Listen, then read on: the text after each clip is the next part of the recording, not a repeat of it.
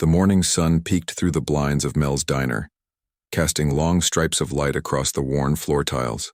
The smell of bacon and fresh coffee filled the air, a comforting aroma that had greeted customers for over 30 years. Rose Lynn wiped down the counter with practiced sweeps, her movements smooth and efficient after 15 years of the same routine. At 42, her hands were her most valuable tools, slightly weathered but strong with short, clean nails and a small burn scar on her right index finger from a hot plate mishap years ago.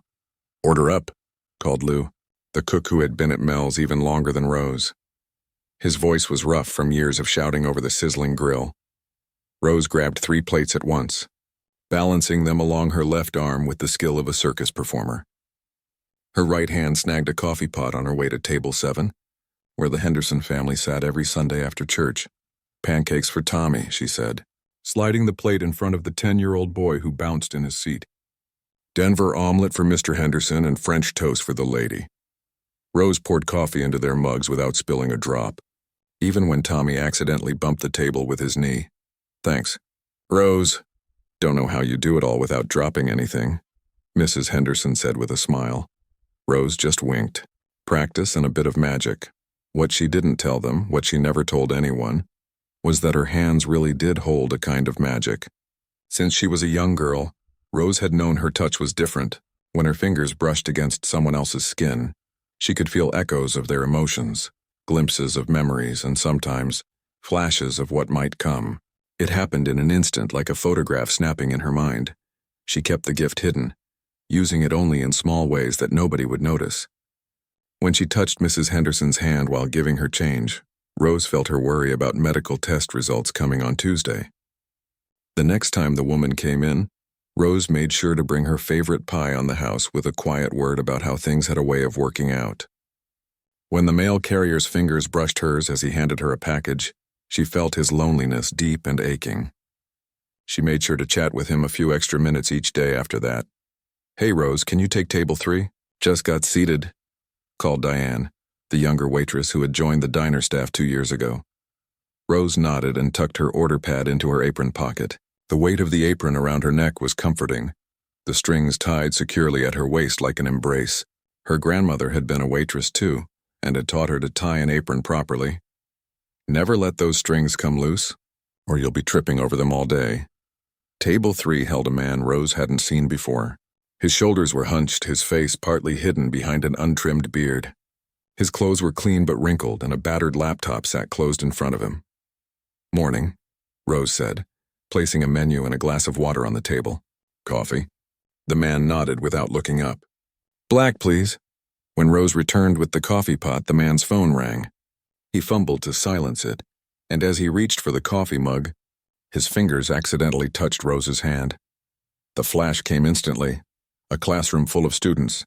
The man standing at the front, confidence in his voice as he lectured about history. Then another flash.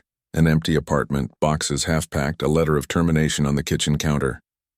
Shame, worry, and a gnawing fear about the future. Rose steadied her hand, pouring the coffee without revealing the jolt she'd felt. "Take your time with the menu," she said gently. "The breakfast special is good, but honestly, Lou's omelets are the best thing we serve." The man finally looked up, surprise in his eyes at her kindness or perhaps at the warmth in her voice. "Thanks, I'll try an omelet then." Throughout the morning rush, Rose moved between tables with the rhythm of someone who knew exactly where she belonged. She carried plates of eggs and pancakes, refilled coffee cups, and wiped down tables as customers came and went. With each small touch, a bill passed from hand to hand, fingers brushing as she handed over a fork someone dropped. She collected fragments of lives. Mr. Gallo at the counter was worried about his dog's upcoming surgery. The young couple in the corner booth were celebrating their first apartment together, though the girl was secretly terrified of living away from home.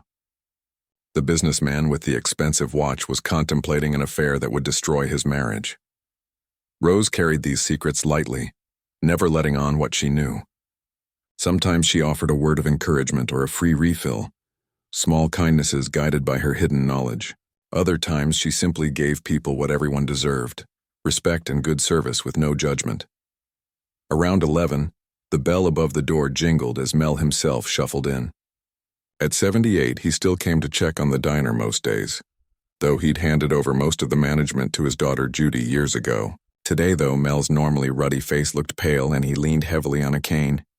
"Hey, boss," Rose said, pulling out his usual stool at the end of the counter. "Coffee?" "Not today, Rose." Mel's voice sounded strained. "Just came to talk to Judy. She in the office?" "I'll get her." Rose hurried to the small room at the back that served as an office, knocking quickly on the door. "Judy, your dad's here. He doesn't look good." Judy emerged, worry already creasing her forehead. Rose went back to her tables but kept an eye on the pair as they talked in low voices. When Judy suddenly put a hand over her mouth and Mel patted her arm consolingly, Rose felt a knot form in her stomach. Later, after the lunch rush had died down, Judy called the staff together. Lou turned down the grill. Diane stopped restocking napkins. In the dishwasher, Teo emerged from the back, wiping his hands on a towel. "Dad's got some health issues," Judy said, her voice steady but thin. "He's going to need surgery and then a lot of recovery time. I'm going to need to be with him, which means—" She took a deep breath. "We're going to have to close the diner, at least temporarily. Maybe permanently. Dad's nephew is coming next week to look at the books and figure out if it's worth selling." The news hit Rose like a physical blow. Mel's diner wasn't just her workplace. It was her home in many ways. She knew every crack in the counter, every squeak in the floorboards. More importantly, she knew the regulars, their lives and troubles and joys. Where else could she use her gift so naturally, helping people in small ways without anyone realizing? "How long do we have?" Lou asked, his usually gruff voice softer now. 2 weeks, maybe 3, Judy answered, not meeting anyone's eyes. "I'm sorry. You're all like family." As the others asked questions about severance and final paychecks, Rose found herself walking to the window, looking out at Main Street. Across the way was the new coffee chain that had opened last year, all gleaming surfaces and trendy music. Down the block was the fancy brunch place where everything cost 3 times what Mel's charged. Neither would feel like home. The man from earlier, the former teacher, was still at table 3 typing slowly on his laptop. Rose had refilled his coffee 4 times already, sensing he needed a place to be that wasn't his empty apartment. What would happen to people like him when Mel's closed? Where would they go, Rose? Judy's voice broke into her thoughts. "You okay?" Rose turned back to her boss, forcing a smile. "Just thinking. Is there anything we can do to help Mel? Or to keep this place going somehow?" Judy shook her head. "Unless his nephew Jack turns out to be a miracle worker, I don't see how. Dad needs full-time care and I can't run this place alone." "Jack," Rose repeated. "When does he arrive?" "Monday morning. He's some kind of business consultant in the city. Probably will take one look at our books and run for the hills." Judy attempted a laugh that came out more like a sob. Rose nodded, her mind already working. She'd never deliberately used her gift before. It had always been accidental touches, information she wasn't meant to have but sometimes used to help people in small ways. But now with the diner at stake, with all these lives about to be disrupted, she looked down at her hands, turning them over to study the palms. They were strong hands, capable hands, hands that carried food and wiped tables and counted change, hands that with one touch could see into people's hearts. Maybe, just maybe, they could do more. As she tied her apron strings tighter and picked up her coffee pot for another round of refills, Rose made a decision. When Jack arrived on Monday, she would find a way to touch his hand. And when she did, she would learn what she needed to know to save Mel's diner, no matter what secrets she might have to reveal about herself in the process. Monday morning arrived with a steady drizzle that turned Main Street slick and gray. Rose pulled her raincoat tighter as she hurried toward Mel's diner, arriving earlier than usual. She wanted time to prepare herself and the diner before Jack showed up. "You're here early," Lou commented as he fired up the grill. The warm smell of butter melting on the hot surface filled the kitchen. "Thought I'd make the place look extra nice," Rose said, not mentioning her real reason, first impressions and all that. She spent the next hour polishing every surface until it gleamed, arranging fresh flowers in small vases on each table, and making sure the coffee was perfect. As regular customers came in, she greeted them with her usual warmth but didn't mention the diner's uncertain future. No need to worry everyone just yet. At precisely 10 o'clock, the bell above the door jingled and a tall man in a charcoal gray suit walked in. His shoes were city slick, his haircut expensive, and his expression all business. He paused just inside the door, scanning the diner with sharp eyes that seemed to be calculating value per square foot. Rose approached him with a menu and her warmest smile. "Morning. You must be Jack. I'm Rose, been working here for 15 years. Jack nodded curtly. "Yes. Judy said she'd meet me here at 10. He checked his watch, a sleek, expensive thing that probably cost more than Rose made in 3 months. She called to say she's running a bit late. "Your uncle had a doctor's appointment this morning." Rose gestured to an empty booth. "Why don't you have a seat?" "Coffee while you wait?" Jack hesitated, then nodded again, sliding into the booth. "Black, no sugar." Rose poured his coffee with steady hands, despite the nervousness fluttering in her chest. This was her moment. She needed to make contact to see what she could learn. But how? Jack didn't seem the type to accidentally brush fingers during a coffee handoff. She set the mug down carefully. "First time in town?" "Not exactly." His tone was clipped. "I spent summers here as a kid. Haven't been back in 20 years. Rose's eyebrows lifted. "So you know the diner then? From when you were young?" Something flickered across Jack's face. So briefly Rose almost missed it. "Vaguely. It's just a business assessment for me now." He opened his briefcase and pulled out a tablet. "If you don't mind, I'd like to review some numbers before my aunt arrives." Rose nodded, stepping back. Clearly, the direct approach wasn't going to work. She'd need to be patient, wait for the right moment. That moment came 30 minutes later when Jack stood to greet Judy, who had just rushed in, apologizing for her lateness. As they shook hands, Jack's tablet slipped from the table. Rose, who had been clearing a nearby booth, lunged to catch it before it hit the floor. Her fingers closed around the tablet at the same time Jack reached for it. Their hands connected, and the world around Rose seemed to freeze. Images flooded her mind. A young boy sitting at the diner counter, legs swinging as he couldn't reach the floor. Mel, 20 years younger but with the same kind eyes, slipping the boy extra chocolate chips for his pancakes. The boy helping to wipe down tables after hours, proud to be treated like a grown-up. Then the boy older, a teenager now, arguing with his father outside the diner. "This place is for failures. You think Uncle Mel made something of himself flipping burgers? You need to aim higher, Jack." The memory shifted faster now. Jack in college, hiding his family background from new friends. Jack in a gleaming office, presenting charts that showed which businesses to cut and which to save. Jack lying awake at night, staring at the ceiling of a beautiful but empty apartment, feeling hollow. The connection broke as Jack pulled the tablet from her grasp. "Sorry," Rose said, blinking rapidly as she returned to the present. "Good reflexes, I guess." "Thanks," Jack muttered, looking unsettled, as if he'd felt something strange too. Rose retreated to the kitchen, her heart pounding. The brief connection had given her more than she'd hoped for. Jack had a deep connection to Mel's diner, buried under years of trying to be something his father would approve of. There was affection there, and memories he'd tried to forget. She also sensed something she hadn't expected: loneliness. Despite his success, Jack was deeply, profoundly lonely. From behind the kitchen window, Rose watched as Jack and Judy sat in deep conversation, looking at numbers on the tablet. Judy's shoulders slumped more with each screen they reviewed. "Doesn't look good, does it?" Lou murmured, flipping a burger with practiced ease. "No," Rose admitted. "But I'm not giving up yet."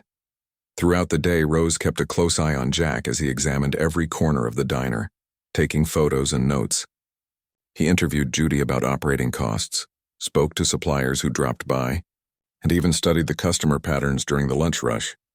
By closing time, he was sitting in a booth surrounded by spreadsheets and notes. Everyone else had left except Rose, who was finishing the closing routine. "Can I get you anything else before I lock up?" she asked, approaching his table. Jack looked up, seeming surprised to find it was already dark outside. "No, I'm fine. Just trying to make sense of all this." He gestured at his papers. "The numbers aren't great." Rose slid into the booth across from him. It was a bold move, but she was running out of time. Numbers don't tell the whole story of a place like this. In business, they usually tell the only story that matters. His voice was tired. "Is that what you really believe?" Rose asked quietly. "Because the Jack I saw in those old photos on Mel's office wall looked like a boy who loved this place. for reasons that had nothing to do with profit margins. Jack's expression hardened. Those were childish sentiments. This is a failing business that's draining my uncle's retirement fund. The kind thing might be to sell it quickly while it still has some value. Rose took a deep breath. Let me show you something.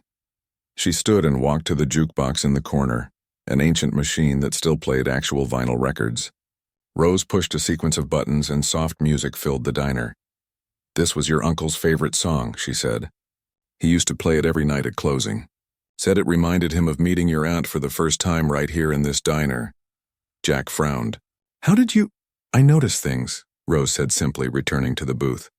Like how Mr. Gallo sits at the counter every day because his wife died last year, and he can't stand eating alone at their kitchen table. Or how the Thompson kids come in after school because their parents work late, and Lou always makes sure they get a proper meal even when they're short on cash. She leaned forward, her eyes meeting Jack's directly. This isn't just a business. It's a place where people find comfort, connection. Your uncle understood that. I think you did too once. Jack looked away, but not before Rose caught a flicker of something in his eyes. Recognition, perhaps. It's a nice sentiment, but sentiment doesn't pay bills. No, but it might inspire solutions we haven't thought of yet. Rose stood up. Look, I know you've got important decisions to make. But before you do, why don't you spend one day, just one day, seeing this place through different eyes? Tomorrow, come in not as a business consultant, but as a customer. Better yet, help out in the kitchen like you used to when you were a kid. Then make your decision. Jack looked at her for a long moment. How did you know I used to help in the kitchen? Rose gave a small smile. Mel talks about you sometimes. Says you made the best chocolate chip pancakes for a 10-year-old he'd ever seen. Something in Jack's expression softened slightly. One day wouldn't change the numbers. Maybe not. But it might remind you why the numbers aren't everything. To her surprise, Jack closed his tablet case. I'll think about it. That's all I'm asking. Rose began gathering her things. See you tomorrow, Jack. After he left, Rose stood alone in the quiet diner, the faint smell of coffee and bacon still hanging in the air. She wasn't sure if she'd gotten through to him, but she'd planted a seed. Her unusual gift had shown her where to dig.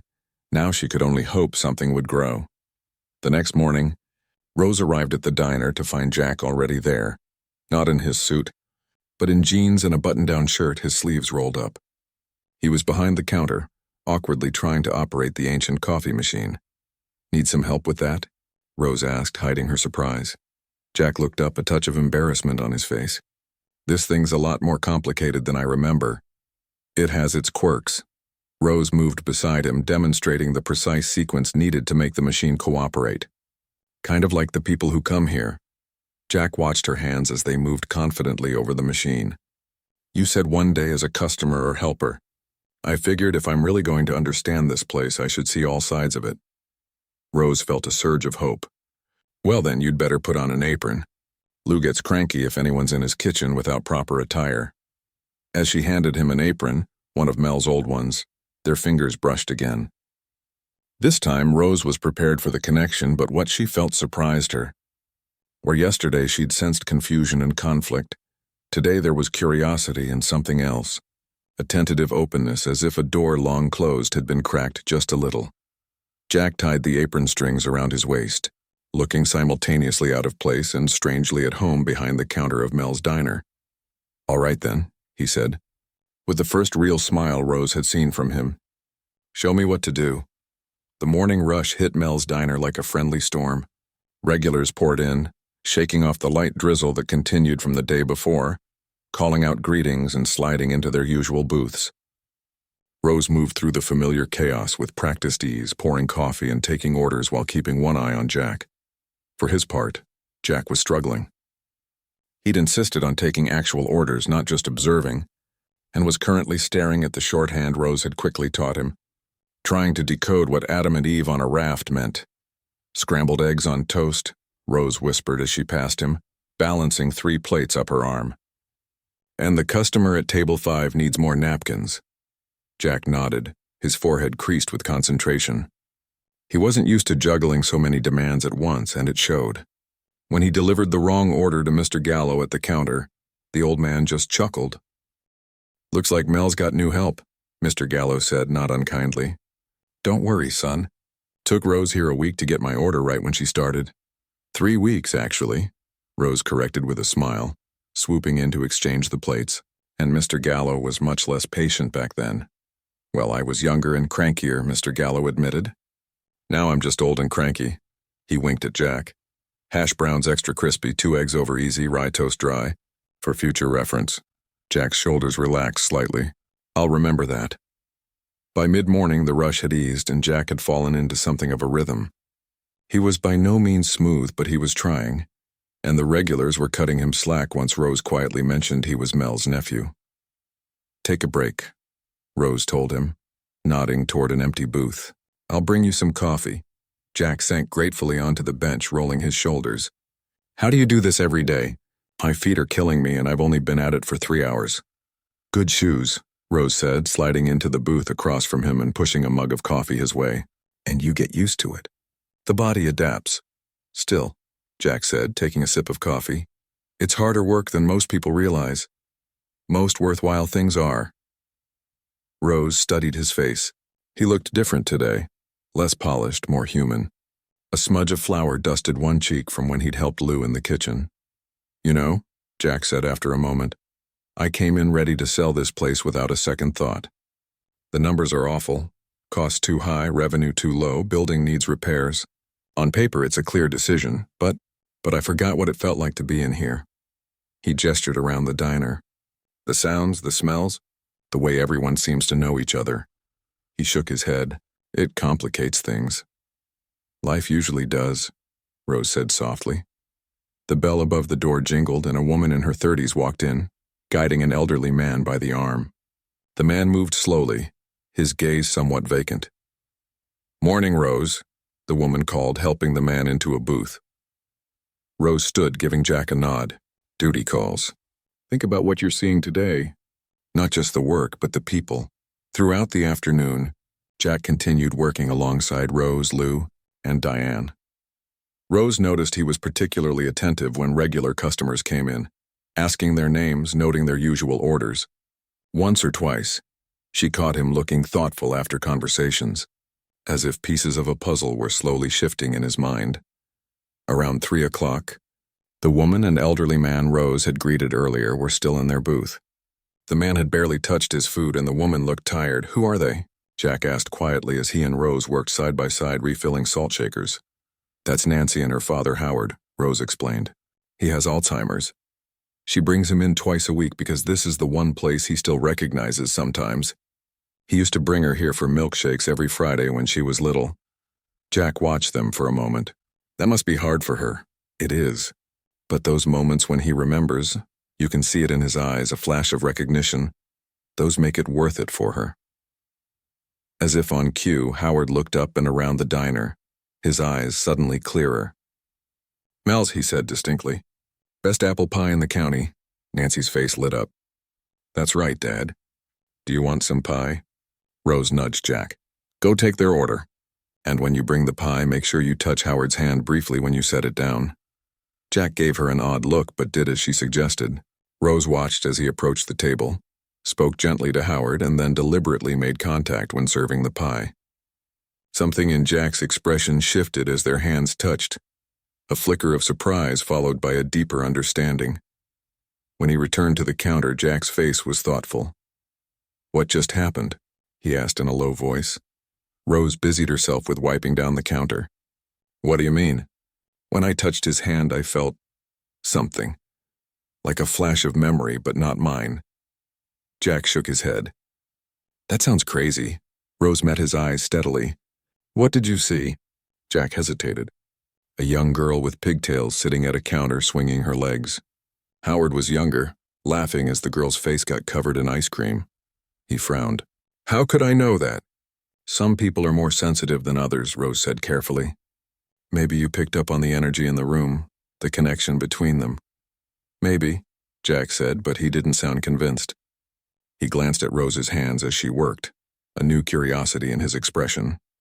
By closing time, Jack had experienced a full day in the life of Mel's diner. He'd taken orders, bussed tables, helped Lou prep ingredients, and chatted with dozens of customers. His expensive shoes were scuffed, His jeans had a small coffee stain, and he looked more alive than when he'd arrived in his perfect suit.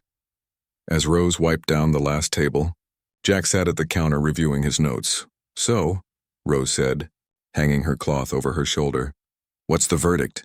Still planning to sell us off to the highest bidder?" There was a teasing note in her voice, but they both knew the question was serious. Jack closed his notebook. "I'm not sure anymore. The business side still doesn't look good, but I'm starting to see what you meant about numbers not telling the whole story." He gestured to the empty diner. "This place matters to people. It's not just somewhere to eat." Rose leaned against the counter. "It's a home away from home for a lot of folks. For some, it's the only place they get a kind word all day." Jack nodded slowly. "I've been thinking about some possibilities. Ways we might make the numbers work without losing what makes this place special." He hesitated. "Would you be willing to look at some ideas with me? Tomorrow before opening?" "I'd be happy to," Rose said, hope rising in her chest. "I open at 6. "I'll be here at 5:30, Jack said, standing and removing his apron. As he handed it back to Rose, their fingers brushed once more. This time what Rose felt from him was different. Determination mixed with uncertainty, but also a warmth that hadn't been there before. And beneath it all, a memory from Jack's own childhood, sitting at the counter while Mel taught him to flip pancakes, the boy's face glowing with pride when he got it right. "Thank you," Jack said, his voice sincere, "for pushing me to do this today." "Thank you for being willing to try," Rose replied. After he left, Rose stood alone in the quiet diner. Her gift had shown her Jack's connection to this place, but it was Jack himself who had chosen to acknowledge it. For the first time since Judy's announcement, Rose felt a flicker of real hope. The next morning, Rose arrived at the diner to find Jack already there. A large sketch pad spread out on one of the tables, pages of notes beside it.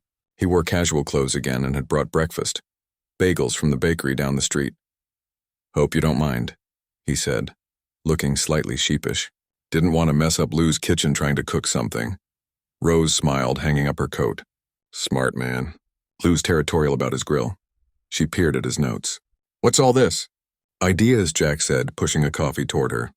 "Some might be terrible, but a few might work." He turned the sketch pad so she could see. On it was a drawing of the diner, but with some changes. An expanded section at the back, labeled community space and notes about updated equipment that would be more energy efficient. "The building next door is empty," Jack explained. "If we expanded, added some meeting space that community groups could rent for a modest fee, hosted events, it could create additional revenue streams without changing the heart of the diner." Rose studied the plans, her heart beating faster. "This would take money, though. Money Mel doesn't have." "I know," Jack said. "That's the complicated part. But there are small business grants we could apply for and—" He hesitated. "I have some savings I could invest. Not enough for everything, but enough to start." Rose looked up at him, surprised. "You'd invest your own money? Yesterday you were ready to sell?"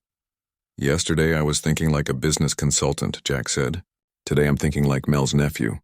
He tapped the plans. "Besides, I ran the projections. With some changes, this place could be profitable again within 2 years."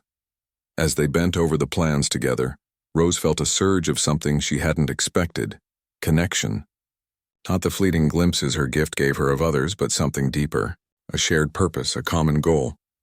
When Jack's hand accidentally covered hers as they both reached for the same page, the flash she received wasn't of his past this time, but of a possible future. Jack behind the counter, showing a young employee how to make the perfect pancake. Just as Mel had once shown him, it wasn't a certainty. Her gift never showed absolutes, only possibilities, but it was enough to make Rose smile. "What?" Jack asked, noticing her expression. "Nothing," Rose said. "I just think your uncle would be proud of these ideas. Let's make them happen." The next 2 weeks passed in a whirlwind of activity. Jack extended his stay in town, working alongside Rose every day as they refined plans for the diner's future. Each morning began with coffee and conversation, spreading papers across a corner booth before the first customers arrived. "The bank says we might qualify for a small business loan," Jack said one morning, sliding a letter across the table to Rose. "Not as much as we hoped, but it's a start." Rose scanned the letter, trying not to show her disappointment at the figure. "Every bit helps." "And I've been talking with the town council about historic business grants," Jack added. Mel's has been here for over 30 years. That counts for something in a town this size. Rose nodded, impressed by his persistence. The Jack who had arrived in a crisp suit with plans to sell was gone. This new Jack wore flannel shirts with rolled-up sleeves, knew most of the regulars by name, and had thrown himself completely into saving the diner. The bell above the door jingled and Lou walked in, followed by Diane and Teo. They had all gotten used to finding Rose and Jack huddled over plans in the mornings. "Morning, boss," Lou said to Jack, a phrase that still made Jack look startled.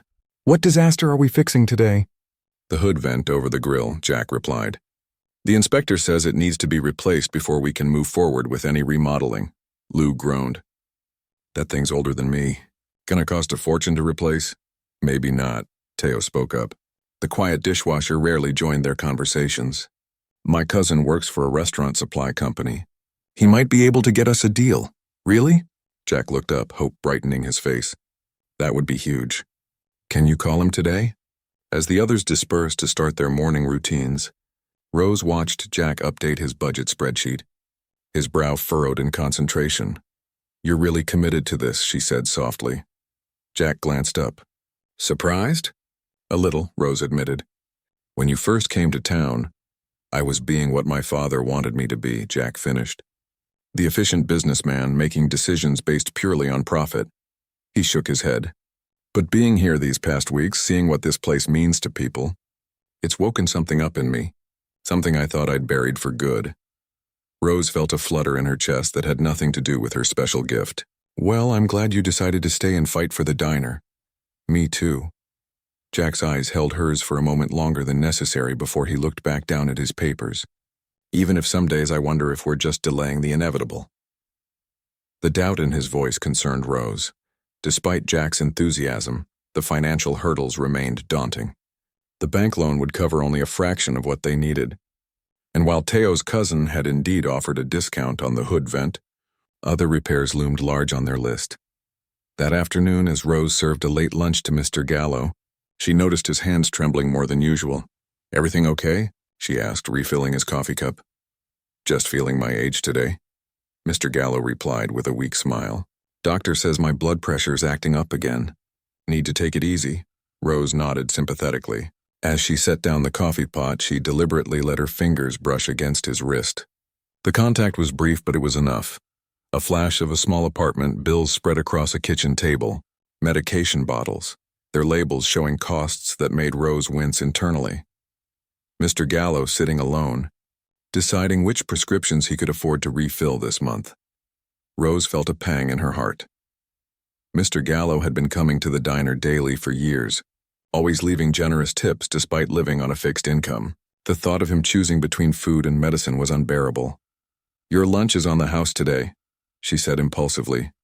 Mr. Gallo looked up, pride flashing in his eyes. "I don't need charity." "It's not charity," Rose assured him. "Mel started a tradition years ago. Our 100th customer each day gets a free meal. You're it today." It was a small lie, but one Rose felt was justified. Mr. Gallo seemed to accept it, his dignity intact. Later, when Rose went to clear his table, she found he had left his usual tip despite the free meal, and something else, a small folded piece of paper. She opened it to find a recipe, written in shaky handwriting. "My wife's famous chocolate cake," the note read. "The diner should have it on the menu. It'll bring people in, trust me." Rose smiled, tucking the recipe into her apron pocket. This was what made Mel special. Not just the food, but these small exchanges. These pieces of people's lives shared across the counter. That evening, after closing, Rose found Jack sitting alone at the counter, surrounded by bills and invoices, his expression grim. "That bad?" she asked, sliding onto the stool beside him. "We're still about 15,000 short of what we need to make the minimum renovations," he said, pushing a hand through his hair. "Without those, we can't expand, and without expanding, we can't generate the additional revenue we need," Rose finished. "So we're stuck." Jack nodded, frustration evident in the tight line of his shoulders. "I've called everyone I know who might invest. Applied for every grant we might qualify for. I'm running out of ideas."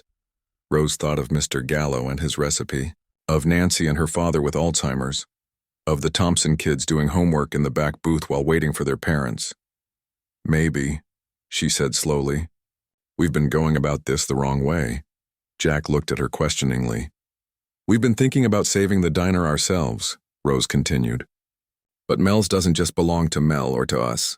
It belongs to everyone who comes here. Maybe they should have a chance to help save it too. What are you suggesting? A fundraiser? Something like that, Rose said, warming to the idea. But more personal. People don't just come here for food. They come for connection, for community. Let's remind them of that. The next morning, Rose arrived at the diner carrying a large corkboard and a stack of blank index cards. As Jack helped her hang the board near the entrance, she explained her idea. We'll ask everyone to share what Mel's means to them. A memory, a story, a reason they keep coming back. We'll display them all here. And at the bottom, we'll have information about our renovation fund. No pressure, just an opportunity for people to be part of saving something they care about. Jack looked skeptical.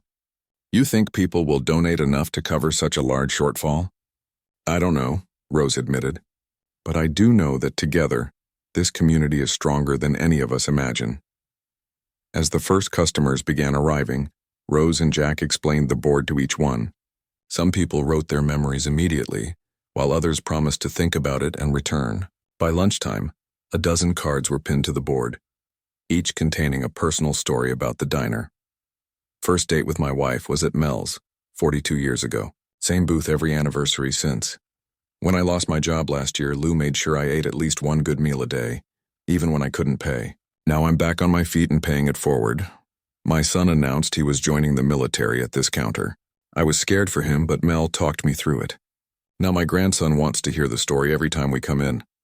The stories continued to accumulate throughout the day. Some made Rose smile, others brought tears to her eyes. What amazed her most was watching Jack's reaction as he read each new addition. His expression softened, his posture became less tense, and occasionally he would glance around the diner with a look of wonder, as if seeing it through new eyes. By closing time, the board was filling up, and a small jar beside it contained a modest collection of bills and checks. Not nearly enough, but a start. As Rose wiped down the counter, the bell above the door jingled. She looked up, surprised to have a customer so close to closing. It was the man she had served weeks ago, the former teacher with the battered laptop who had been let go from his job. We're just about to close, Rose began. I know, the man said. I just wanted to add something to your board, if that's okay. Of course, Rose replied, handing him a blank card. The man wrote for several minutes, his pen moving carefully across the paper. When he finished, he pinned the card to the board, nodded to Rose, and left without another word. Rose walked over to read what he had written. When I lost my teaching job and was too ashamed to tell anyone, I came to Mel's to hide. The waitress with the kind eyes never asked questions, just kept my coffee full and sometimes brought pie I didn't order. In that booth by the window, I applied for 23 jobs, revised my resume 14 times, and finally got an interview. Today I accepted a position at the community college. First paycheck doesn't come for 2 weeks, but this is for the renovation fund. Consider it payment for all that coffee. Paperclip to the card was a check for $500. Rose felt tears prick her eyes. When Jack came to stand beside her, reading the note over her shoulder, she sensed a shift in his energy. Let me see your hand, he said suddenly. What? Rose was startled by the request. Your hand, Jack repeated. There's something I've been wondering about. Slowly, Rose extended her right hand. Jack took it carefully, turning it palm up in his own. For a moment, nothing happened, just the warm pressure of skin against skin. Then Jack's eyes widened. It's true, isn't it? He whispered. When you touch people, you can feel things, see things. Rose felt a jolt of fear. She had never told anyone about her gift, had spent her life hiding it. I don't know what you mean, she said, trying to pull her hand away. But Jack held on gently. The day I helped serve Howard, when you told me to touch his hand, I felt something. And I've been watching you, Rose. The way you know exactly what people need sometimes before they say anything. The way you'll briefly touch someone's hand or shoulder and then know exactly what to say to them. Rose felt exposed, vulnerable. You think I'm some kind of freak? No, Jack said firmly. I think you're extraordinary. He looked around at the diner, at the board full of personal stories. And I think this place is extraordinary too, partly because of you. Rose didn't know what to say. After a lifetime of keeping her gift secret, having someone recognize it, and not reject her for it, left her speechless. "We're going to save this diner," Jack said, a new determination in his voice. "Not just because it's my uncle's legacy, but because places where people can truly connect are rare and worth fighting for." He squeezed her hand once more before releasing it. "And tomorrow I want you to tell me everything." Rose and Jack sat in a corner booth long after closing time, mugs of coffee growing cold between them. The diner was quiet except for the occasional hum of the refrigerator and the soft tick of the clock above the counter. "I've had it since I was little," Rose explained, her voice barely above a whisper despite being alone in the diner. "At first I thought everyone could feel what others were feeling. It took me years to understand I was different." Jack listened intently, his expression open and curious rather than judgmental. "And it happens whenever you touch someone?" "Not always," Rose said. "Sometimes it's just a feeling, an impression. Other times it's clearer, like seeing a photograph or watching a short film. The stronger the emotion connected to the memory, the clearer I see it. That's why you became a waitress," Jack realized. "A job where brief touches are normal, expected even." Rose nodded. "It let me help people in small ways without them knowing, like knowing when someone needs an extra moment of kindness or when they're celebrating something and might appreciate a free slice of pie." She smiled faintly. "Mel never questioned why I sometimes gave away food. He did the same thing himself. Does anyone else know?" Jack asked. Rose shook her head. "You're the first person I've ever told." She looked down at her hands resting on the table. "I've always been afraid people would think I was crazy. Or worse, they'd be afraid of me." Jack reached across the table and deliberately placed his hand over hers.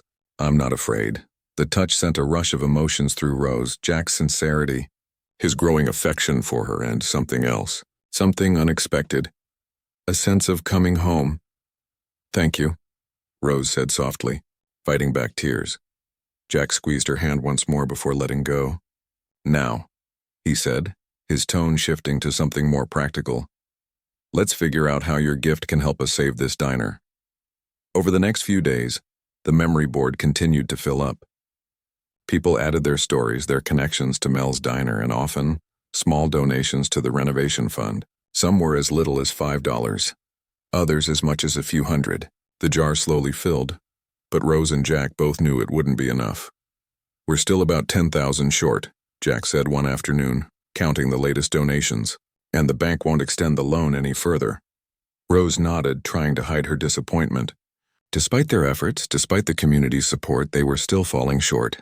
She thought of all the connections she'd made in this place, all the lives that intersected here, and felt a deep ache at the thought of losing it. "There has to be something else we can try," she said. That evening, as Rose was clearing a table near the window, she noticed a sleek black car pulling up outside. A woman in an expensive suit stepped out, surveying the diner with an appraising look. When she entered, the woman looked around as if searching for someone specific.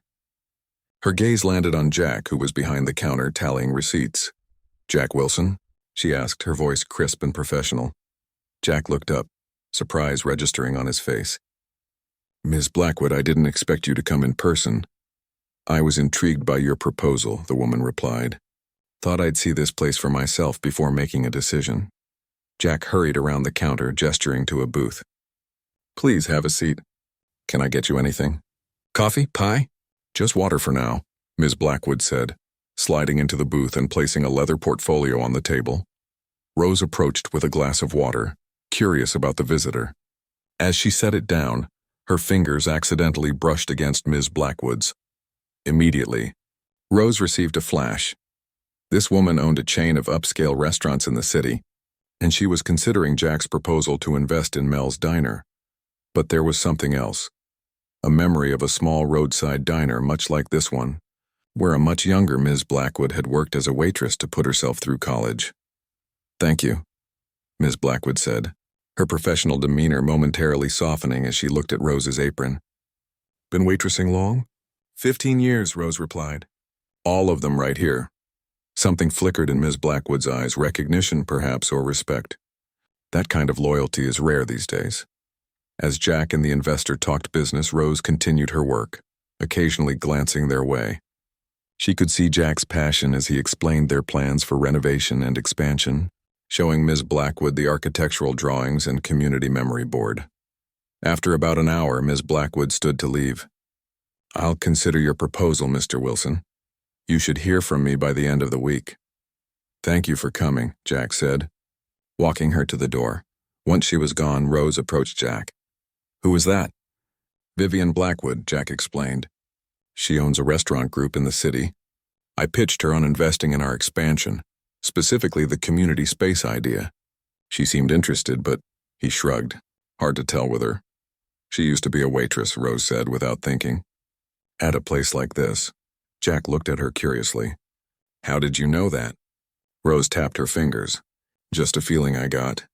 The next morning, Rose arrived at the diner to find it already humming with activity. Jack was there, along with Lou, Diane, Tio, and several other people she didn't recognize.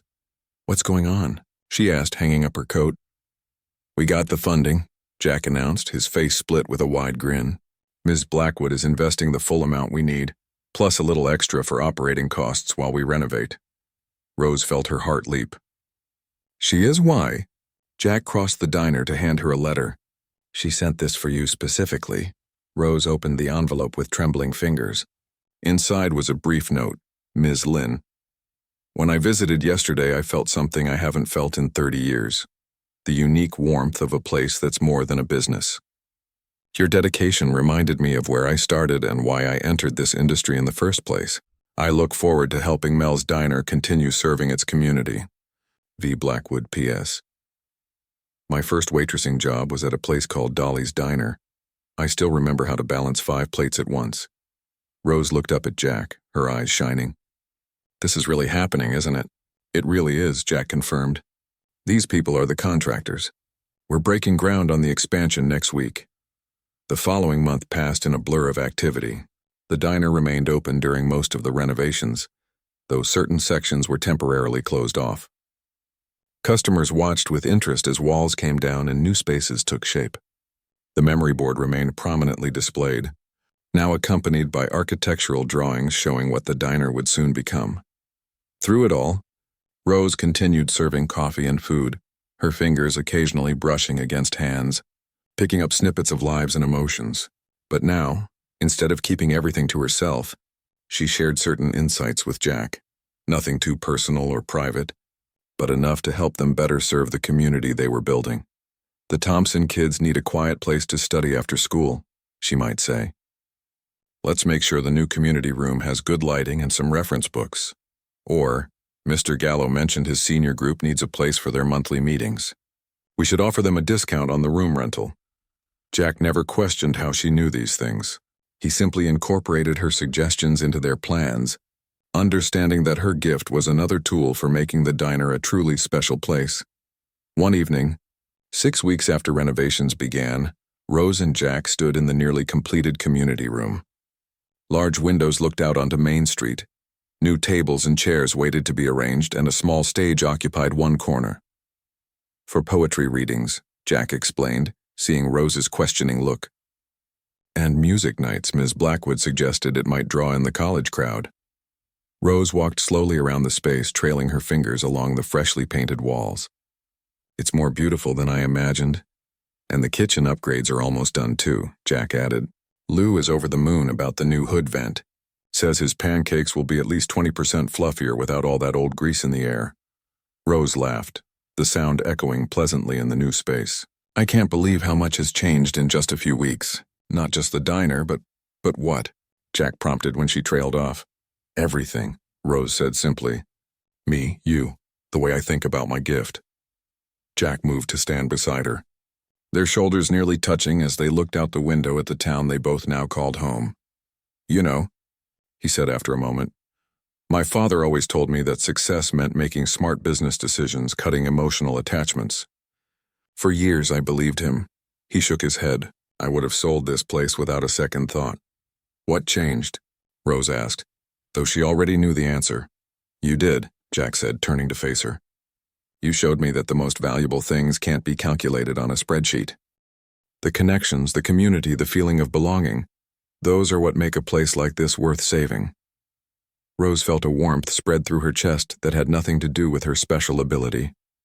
"We saved it together," she said, "and now Now, Jack said, smiling, we make sure it continues to be a place where people connect, where your extraordinary hands can keep doing what they do best.